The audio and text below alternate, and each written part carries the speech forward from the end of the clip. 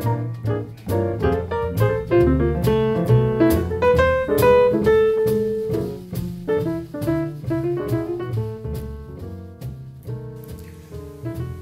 this session, Mrs. A and I will take you line by line through our Socratic list of discussion questions for worldview analysis. We'll explain each question and suggest how you can use it to help your students uncover the author's worldview. You can find the complete Socratic list in your syllabus notebook.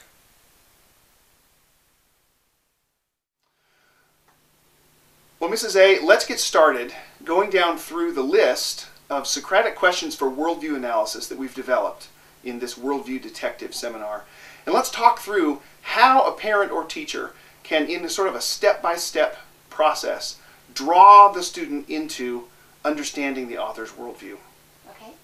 So what we're going to do is go through some questions that center around the universals that you and I talked about in the first session. The big ideas about God and human nature and human society and relationships. I think you're going to find that these questions are not very deep and complicated and obscure. Pretty basic. They're actually pretty basic. But learning how to ask them, developing the habit of asking these questions consistently can be really powerful. So let's begin and just talk us through the first one. What does this story say about the nature of God? All right. The first thing that you're going to want to ask once you've gotten all the way through plotting a story on the plot chart and you have arrived at a discussion of theme is you're going to want to ask, does the world of the story include a God or some sort of a higher power that governs events in some way in the story? And is the higher power assumed to exist, or is it mentioned explicitly? Now, right at the beginning, I want to interject here and say, this is not a question about whether there is a God. No, of course not.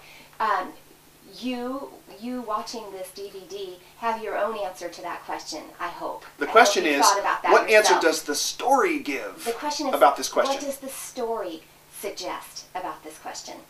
Good. In the story itself, is there a higher power? Is there an explicitly mentioned God? I mean, consider, for example, the myths. There are all kinds of gods explicitly mentioned in the Greek myths. Right. Or in the Norse myths. Right. In Jack London's To Build a Fire, if we can go back to that again, and we will, of course there's a higher power mentioned in it. But it isn't God, it's nature. Right? Nature, in a sense, is God in To Build a Fire. Good. So some of the follow-up questions for that are included in your Socratic list. What is God's name? Yeah, who is he? Who is God? Is he the God of the Bible? Is he Allah? Is he Zeus? Is he fate? Is he chance? Is he nature? Who is God? And what are the implications Right. of that identity for God? Right. What is this higher power like?